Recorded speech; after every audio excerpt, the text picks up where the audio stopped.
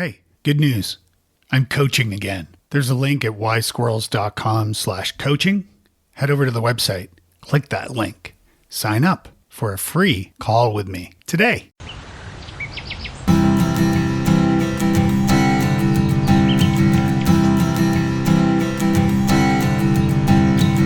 Welcome to Wise Squirrels, the podcast for late diagnosed adults with ADHD. I'm your host, Dave Delaney.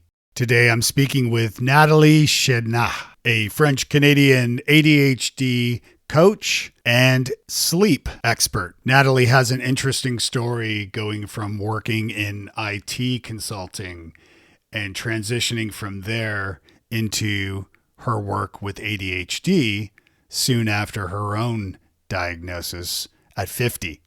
And we got started talking about that. I really found out of nowhere.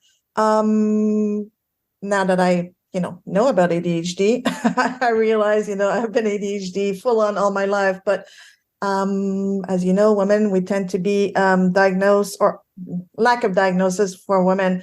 And especially, back in the days, ADHD was not really a thing. So I had, developed tons of coping mechanisms and didn't think anything of it. And then one day I was talking to a doctor who specialized in weight management. And out of the blue, he starts, mentioning that people with ADHD have, are more likely to have, weight issues and whatnot. I'm going like, okay, that's interesting. Why is he saying anything? Why is he saying that?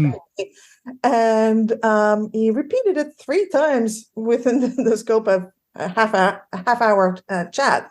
I was like, oh, okay. I'm going like, he's totally out of his mind. There's no way. Like for me, ADHD was a little 7-year-old boy, running up the walls and screaming and yelling and being totally, uncontrollable. And that was never me. So I was, I think he's totally out to lunch, but it stuck with me. And when I got home that night, I said, well, let's do a little research. Us ADHDers would love to do our research. So I started doing research, and I was looking at the symptoms. I went, whoa, wait a minute, that is me. So I did a bunch of online tests that same night. And all of them came back with, yeah, you sound very much like an ADHD person. And I was just taken aback. I was, wow, this is just so enlightening. But I wasn't fully convinced. So I did go to my doctor to get a official diagnosis. And the psychiatrist was like, yeah, you're not mildly ADHD, you're full on. So there you go, 51. And I just discovered that. And it was, for me, I know for some people it can be difficult diagnosis. For me, it was so, it made my day, my year, my life, basically. I was like, finally. And now I understand. It's not me being screwed up. There is a reason behind this. And it was for me, it was a very joyous moment. It was like, finally, I understand myself a whole lot better, just like that. And that was a powerful moment for sure. Yeah, it is. And yeah, I mean, the light bulbs totally go off and you're like, oh, okay. Yeah. Everything that makes sense to me.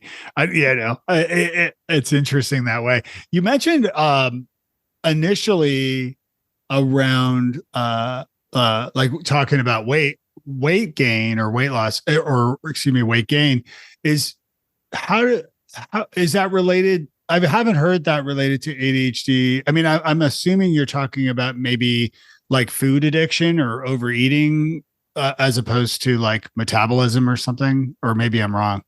To be honest with you, I don't have the specifics on that. I never went any further. But there's but I've seen that a lot, that there is a connection between ADHD and I think the call it for lack of a better word, like the control issue around food and whatnot can definitely play a role. But I think it goes beyond that. But I don't have the specifics, so I don't want to talk to it. Yeah. I haven't heard that, and not that I'm I'm questioning it. Obviously, as you know, I'm still learning here too. But I have been known to finish not one but two kids' plates at a restaurant when they don't finish their meal. I'm like, hey, let me try one of those chicken fingers, and then I'm eating all their chicken fingers, and then like my daughter's French fries. I'm like, yeah, I'll take those.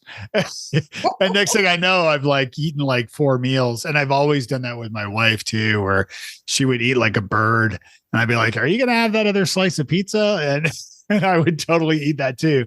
Luckily that's, now that I'm medicated and just aware of it all, it makes sense. So yeah. There's definitely a component of, emotional regulation around, food, comfort food eating. And I think that, like that might be where it comes into play for ADHD as well. And sleep and, like there's a whole lack of things that, like can cause to it, but that can lead to it, I think. Yeah. And I definitely want to talk about sleep in a moment, but first, where are you from? You're from Quebec originally, is that correct? That is very correct, as I'm sure you can hear it from my accent. Yes. Yeah, I'm originally from Eastern Quebec. Grew up there and moved to Montreal in my late teens, and then spent most of my life in Toronto, Ontario, and back in Montreal since just when is it, 2021? Yeah. That's great. Yeah, and my dad was born in Quebec City and raised in Montreal, and so I have lots of family from Montreal specifically, and then he moved. Like you, he moved to Toronto, although it was like, I think late 60s. And I love it. I love it there. What brought you back to Montreal from Toronto, besides like cost of living in Toronto is astronomical? Well, that was a big part of it. It's part of the reason why I live in Nashville now, by the way. Yeah, no, I can understand. To be honest, it was the choice was almost taken out of my hands. I had a real aha moment in the summer of 2020, whereas after many years of I've been a consultant all of my life, and in digital marketing and IT, and I was well installed in Toronto. I had a house that I love. I thought I was going to, like spend the rest of my life there. I had friends, I had, tennis buddies, everything, was going well for me, except for work.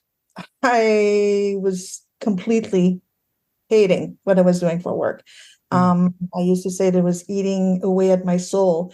And now that's, again, those, has been creeping up for many years, my dissatisfaction with my work.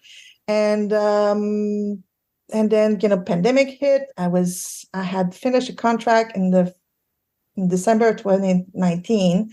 So just before the pandemic started. And that contract just took everything out of me. I was just I was drained. I hated the work I was doing. I did not enjoy, going to work. I did not enjoy anything related to it. And so I decided to take a long break. I said, I'm going to take a few months to just get back on my, on my feet and regain joy of life. And I decided to take 3 months off, and which brought me to March 2020, and we all know what started in March 2020. So finding contract work was, very difficult for a while and whatnot. And I started coaching for myself, as well as my coach training. And after a while, I was just, this one night I came back home after being out all day, and I looked at my place, and there was tons of, I had gone to Costco that week, overspending like crazy. My place was just a bit of a disaster. And I went like, what the hell is going on? Why am I doing this to myself? And I just, at that moment, I decided to quit my job. I just Mhm. found a new contract, quit my job, and I realized I was not being kind to myself, and I was putting myself through hell just because of a house that I really loved. Mm. But I said, no, that's it. I cannot do that to myself anymore. So that same night, I decided to quit this new job that I had just started and sell my house and move to Montreal, where I had a better family support network and where the cost of living is definitely cheaper. And I thought it would be a great place to really fully establish my coaching practice, especially being bilingual. Yeah, I just wanted to find the joy of life again. And for some reason, for me, that was Montreal at that time, and it still is. Montreal is Yeah, one of it is. It's a great city. Tell me about the digital marketing work that you were doing, before making the pivot.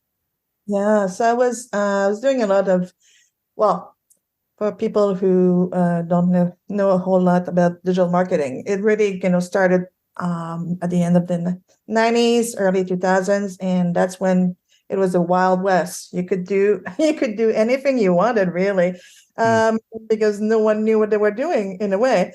And so I started doing project management, but I also got my fingers into writing, like doing being on the creative side of things, also working with coders, really developers really closely and whatnot.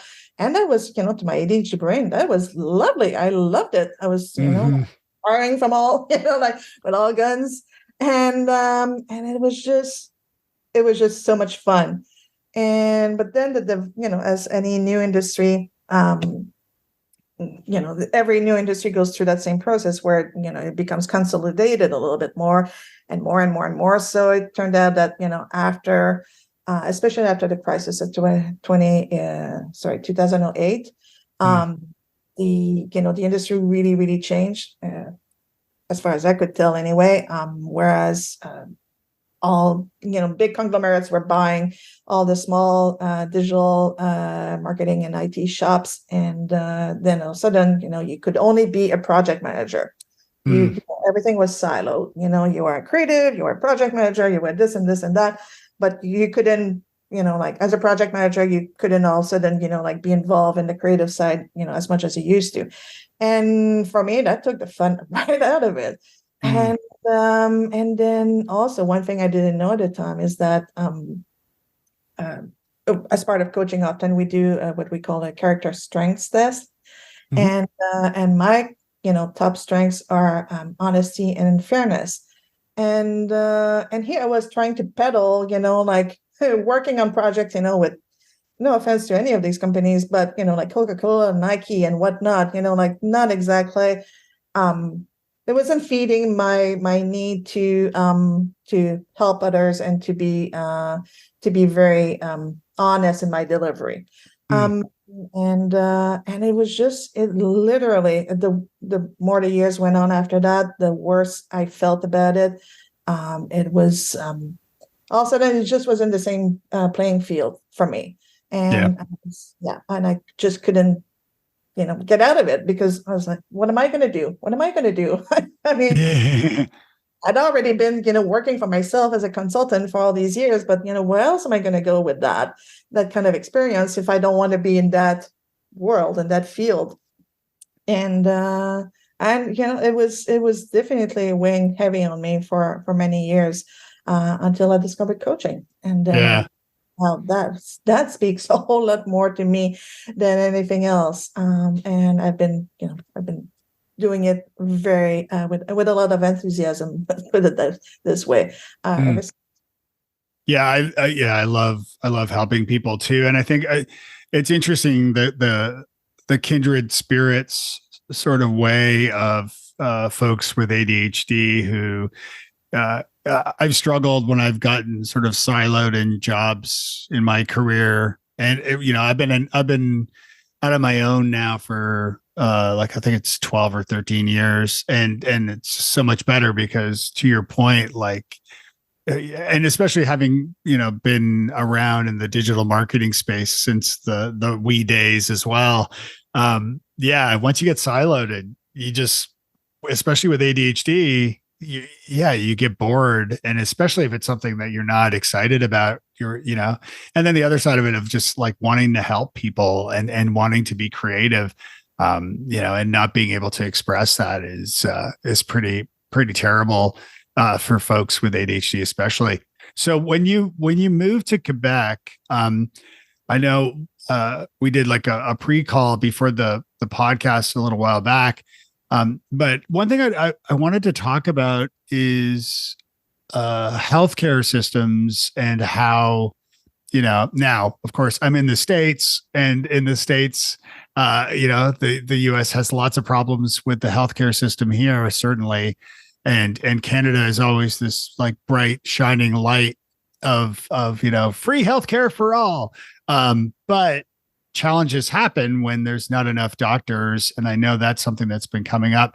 Did you want to talk a little bit about that, like moving from Toronto to Quebec to Montreal, and the challenges you've had with that? Yeah, definitely. It is a challenge, and yes, I know that Canada is being purported to be, like the end all and be all as far as healthcare is concerned. And, it is true to a certain extent, but not not entirely, just put it that way. So when I got diagnosed, I was in Toronto, and it's changed now. But for US folks, Canada is divided in a bunch of provinces, and each province has its own health system. So the health system in Ontario, where Toronto is located, was at the time, even if it doesn't feel like that long ago, it was I got my diagnosis very easily. I just, I talked to my doctor, and within a few weeks, I was talking to the psychiatrist, and within, like a week after that, I had my diagnosis. So, like in the span of a month or less, I got all that I needed to be able to function with the diagnosis. But that is when I landed in Quebec. Health system is different here. It's very much more taxed for some reason, as in, like not enough providers to, or seemingly not enough providers, or maybe the time is mismanaged. I don't know. I don't want, I don't want to assume. But there's it's much more difficult here to get a diagnosis. I run a support group for neurodiverse individuals in Montreal, and for many it becomes a little bit overwhelming, so they don't even want to go through the process. It's definitely much easier to get your diagnosis if you're willing to pay for it, which normally because this would be covered under health insurance here, but if you're going to have to wait years to get your diagnosis, and I don't know that's necessarily the case for everyone, but I know it can take a whole lot longer to get your assessment, whereas if you are willing to pay for it, you can get it faster, but it's not cheap. It's in the thousands of dollars. So not everyone is willing to go through that. And therefore, a lot of people just work under the assumption that they have ADHD without necessarily getting a full-on diagnosis, which is unfortunate, because it doesn't allow you to, it makes it much more difficult if you want to get accommodations at work, or, get medication and whatnot. So yeah. Unfortunate. Yeah, it is. I think Tommy Douglas is spinning in his grave, the person responsible for socialized medicine in Canada. God bless him. It's really a shame, but I think this is happening in a lot of places. And to your point, I mean, yes, if you can afford things, and certainly that's the case in the US, especially, if you can afford it, great. But if you don't have insurance, or if you can't afford it, then, and it's not just obviously for ADHD diagnosis, it's a lot of things. It's not to say, for our listeners here, it's not to say that like if you're in a car accident, or you slip on the ice and break your leg, I mean, it's not like Canada's going to turn you away. They will certainly take care of you in an emergency situation like that. And, probably for little or no money at all. But on the flip side, yeah, things like this where you need to see a psychologist or a psychiatrist, at least in the States, I expect in Canada too, to be diagnosed with ADHD and to be able to get a prescription for meds. And then you have to keep seeing someone in order to adjust the dosage or change meds to different meds, depending on, side effects or whether it's working or not. And I've experienced this myself firsthand as well. So, yeah, it's important that, for people listening, that if you are diagnosed with ADHD and you're being treated, regardless of where you are in the world, you should be really thankful that you are able to. Yeah. And just be memorable that, or remember that, not everybody can. One of the topics I wanted to ask you about is you have a specialty, obviously with ADHD coaching, but with sleep specifically, especially for folks, after 50. Tell me a little bit about that. Like, what does that look like? Well, ADHD and sleep issues are, go hand in hand pretty much. It's a bidirectional thing, whereas, your sleep issues will impact your ADHD and your ADHD will impact your sleep issues. And that can become that can come much more to the front as you grow older. Because, we have this people think, it's been the general knowledge basically that, older people, don't need as much sleep, which is entirely untrue. People of, any age need the sleep, that's recommended for their age group. And for, adults and young adults, it's 7 to 9 hours per night. And for the elderly, so 65 and over, it's 7 to 8 hours. So it's basically the same thing. And unfortunately, as you grow older, you get less and less able to get that amount of sleep. So it can have a real, real impact on your ADHD, making it even more difficult to manage. Lack of sleep can cause a whole lot of issues from, like health issues, risk of strokes goes up, health, cardiac issues, there's just so many associated with that. And also, it's not fully, I don't believe it's been, entirely proven, but it seems to be clearly established that it also can, increase your risk of Alzheimer's disease. So, as we grow older, it's even more important than ever to take care of our sleep. And often people just assume, oh, I'm getting older, therefore, it's normal for me not to sleep as well, not realizing all of the impacts that it might have on them. And that gets multiplied when you have ADHD. Yeah, and I have a presentation that I do called The Root Down, where I speak, about my own journey of being diagnosed with ADHD, and part of that story, without getting into the whole gory details, but they're not gory. But 2020 was a crappy year for most people, and it was there was a lot of things going on, obviously. And in my life, there was also a tornado that destroyed my kids' school. And also another storm that left 10 holes in our roof. So we lost 7 trees, and we were kind of locked out. We couldn't live in our house for 3 months. And during that time, I was also having to deal with, contractors and insurance, plus, global pandemic and all the other things that were affecting us. So I was drinking a little too much, and decided, it's time to take some time off that, and also really just start taking, this is very beginning pandemic where, my wife and I both started seeing like a virtual trainer to help us, really start taking it's not that we were terribly unhealthy, but certainly taking our health more seriously, for our own immune systems, certainly in that at that time. So we were doing all this stuff. And so I quit drinking for 30 days, which is now 3 years plus. Started doing meditation regularly.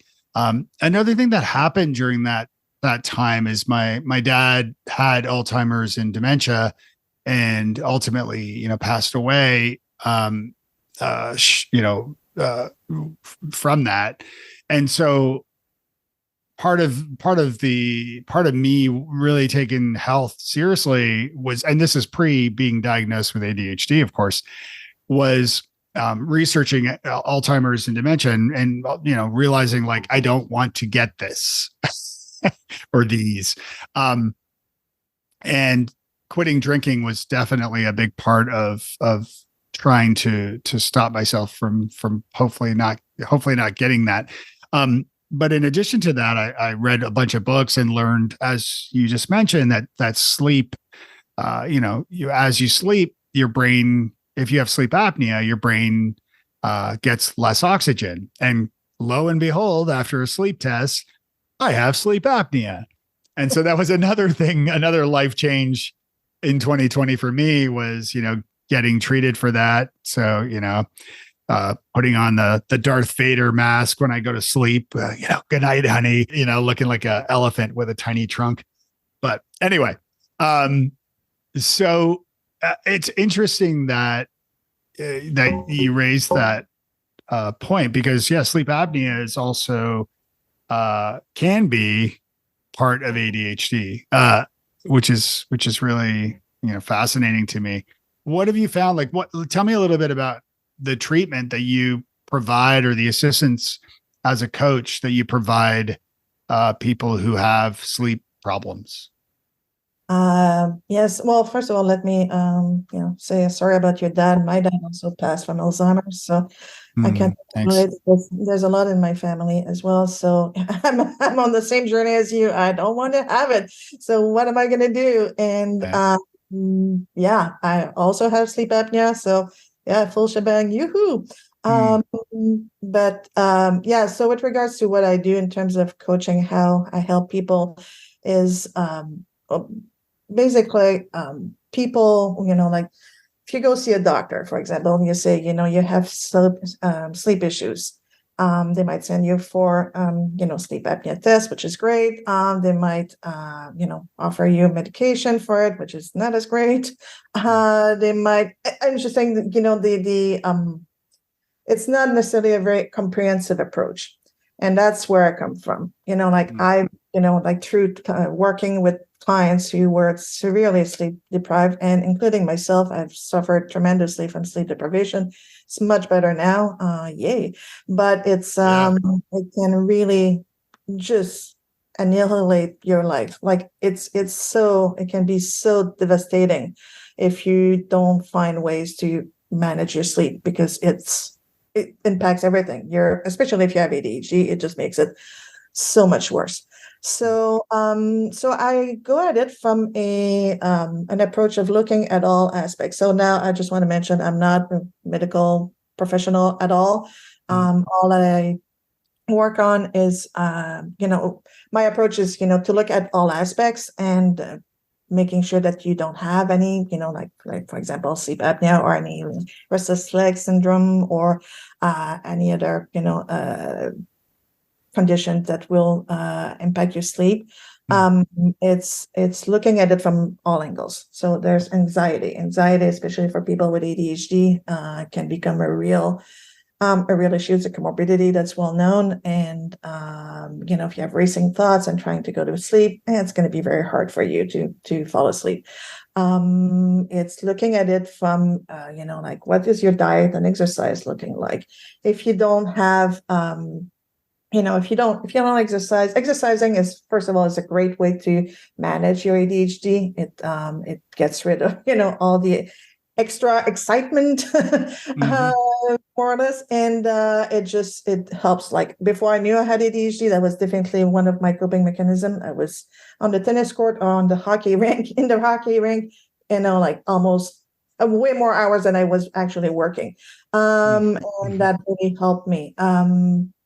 So it's looking at your diet, your exercising. It's interesting because I didn't know about sleep problems being associated with ADHD. It's interesting because like all these different things that I've experienced, some depression, definite anxiety, distraction, but also, sleep apnea, like all these things kind of fit into this as comorbidities fit into this ADHD framework, at least, in my version, the ADHD I have. So Yeah, no, couldn't be more aligned with what you just said. It is multi-pronged, really. Like things I look at, what are your sleep quality like? Because often we think we're doing okay sleep-wise, or we think we're doing really poorly sleep-wise, but where are the numbers? Like looking a little bit at the science of it. What's your environment like? There are so many things that can actually impact your ability to sleep. From what kind of mattress you're sleeping on, do you have cooling bed sheets if you're really especially if you're a woman going through menopause. There's just so many things. What kind of lighting do you have, or lack of lighting preferably.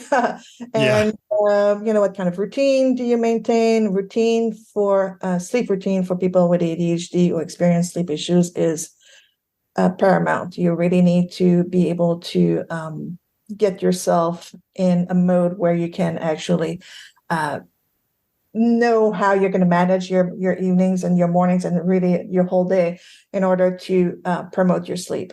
How medication and supplements can impact how you sleep. What time you take your medication at and whatnot. Some supplements are, for example, melatonin is like a lot of people say, I take melatonin, but melatonin doesn't always work for everyone and can actually have some negative impacts. What kind of health condition are you in?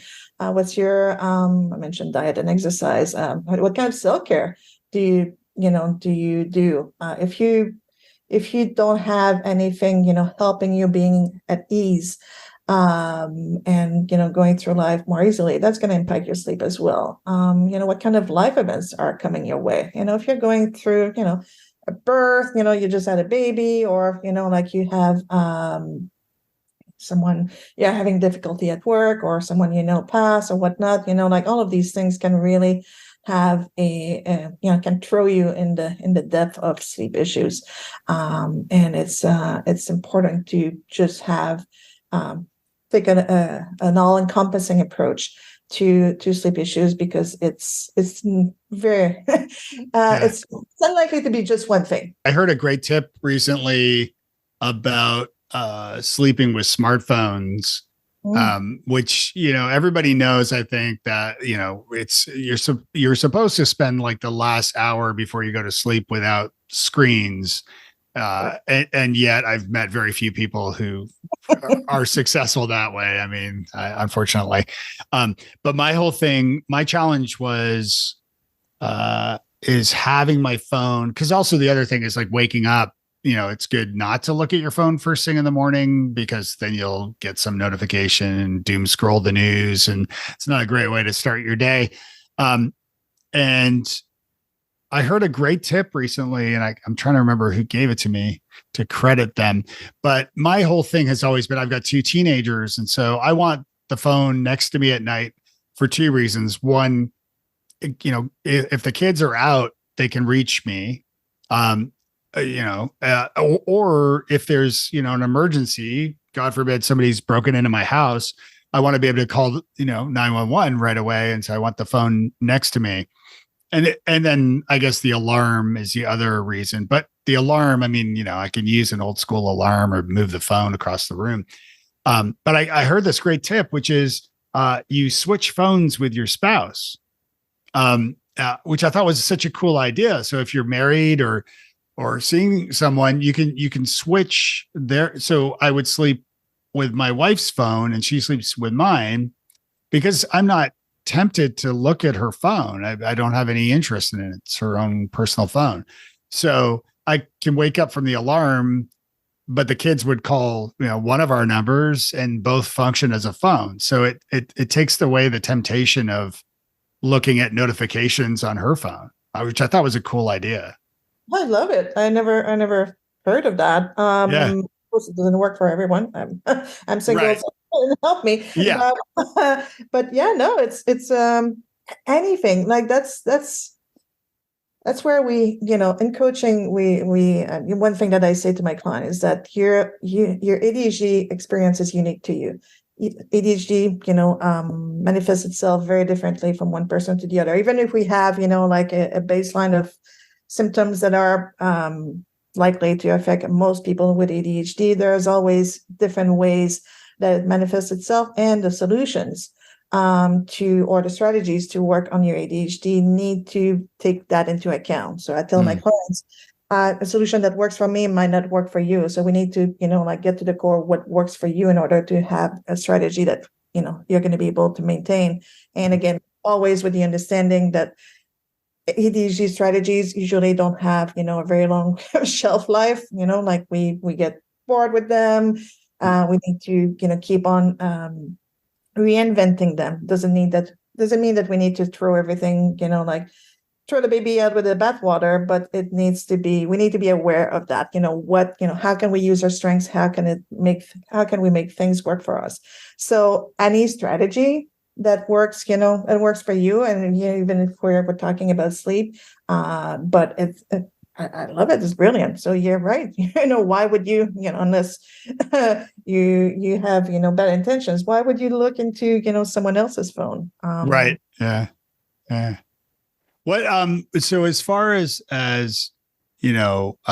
personality assessments, you mentioned that earlier, and you just mentioned it again. And I think personality assessments can be a great tool to, I know they're not scientific, but at the same time, they help to remind you of your strengths and your weaknesses as well. And sometimes, depending on the type of personality assessment you use, it might include, tips for, relationships with people with other different types of personalities or different career paths one can take and things like that. Are there specific personality assessments you like to use for your clients? I don't necessarily go through personality assessments per se. One thing that I do with all of my clients is what's called the VIA Institute on Character, and they have a test called VIA Character Strengths Test. And what that does, it's a series of questions, obviously, and it just basically brings to the forefront which strengths. So we all have, a bunch of strengths, but some present themselves more depending on the situation, but also, like they're more natural to us. I think I mentioned earlier that, fairness and honesty were my two top strengths. And now that I know that, I understand so many things that, either didn't work or work well for me in the past. So it's finding, what the strengths that you have at the forefront are, and work from there. And that's very helpful in just, being able to define, strategies that work for you. For example, I had a client who was a project manager, and she was appalled that one of her character strengths, our top character strength, was love. And it sounds okay, but love is, and I think that they describe it as it's basically, love of yourself and love of others. And she was like, I'm supposed to be a team leader. How can I be just about love and whatnot? And, so we worked on that. She thought it was wrong. It was so wrong for her. But then, when we worked on what it actually meant and how it showed up for her in her life and how she can use that to be a whole lot more effective in her project management. And it's using it in the right context at the right time. And now she's very happy that love is one of her. That's great. Yeah, love's number 9 for me. I was just looking at my personality. I have a document on my phone, a note that has all my different personality assessment results. So yeah, I'll give you my top five. One, or we'll start at number five. Five is kindness. Four is for forgiveness. Three is honesty. Two is fairness, and one is humor. Well, we are very similar Yeah. with strengths, so that's interesting. But yeah, and how have you found it? That's been helpful to know that. Yeah. Yeah. So in the presentation that I do called the root down, it's, as I said, it's partly about my own experiences with, being diagnosed with ADHD. So part of the goal of it is really for organizations to hire me to deliver this presentation or for conferences so that, I can help remove the stigma of ADHD that's associated, but then also teach people about it and maybe even convince some people to get diagnosed to see if they also have ADHD, because it helps a lot when and you're being treated for it. So like the three core like key takeaways from that talk, it's not just about that, and it's for any type of audience. So the first is to know yourself. The second is to respect yourself. And the third is to connect yourself.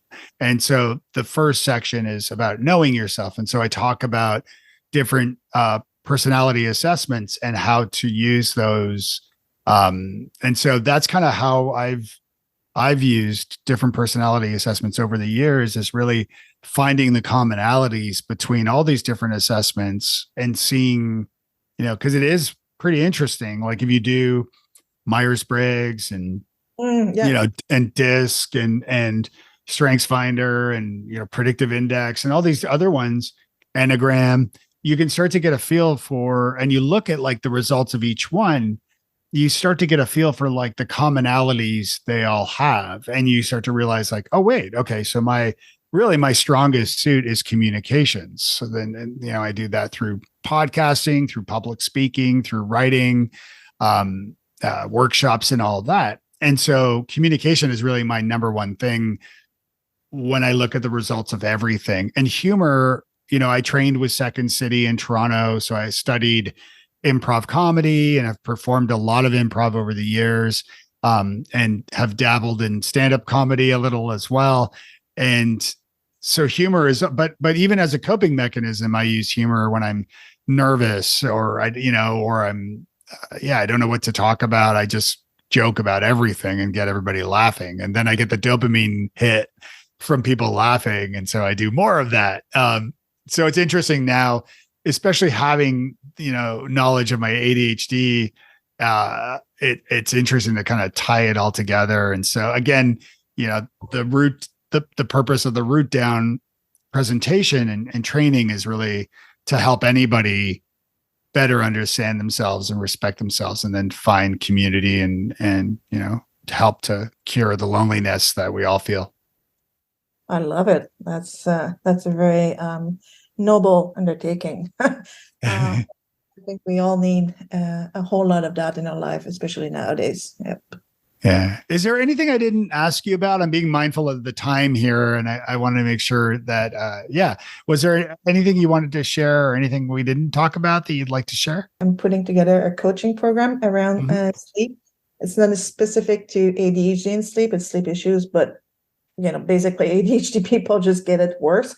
So it's definitely relevant to anyone of any type of that they be neurotypical or have ADHD. It's called Sleepless Now, revitalize your sleep and transform your life, because I truly believe in that. If you suffer from sleep issues and ADHD on top of that, fixing those sleep issues is just going to make your life so much better. And you can actually, start working on getting your true potential through. And if people are interested, they can go to my website, which is nataliechénardcoaching.com. Yeah, I'll make sure to include links in the show notes as well. So, well, this has been a blast. Thank you so much for joining me. This has been great. Thank you. Thanks for having me. I really appreciate it. And I love the work that you're doing. Thanks for making, like us older, I shouldn't say older, but, people over 50 feel that they have, they can get a grasp on ADHD. I think that's a very important message to send out. Hey, if you liked what you heard today, would you do me a favor? Would you visit wisesquirrels.com/love? That's where you'll find links to become a Patreon by supporting the show. You can advertise on the show. You can also record an audio comment, question, or even email me a question that I can include in an upcoming episode. And you can even leave a little review to let me know how I'm doing. There's more there. wisesquirrels.com/love.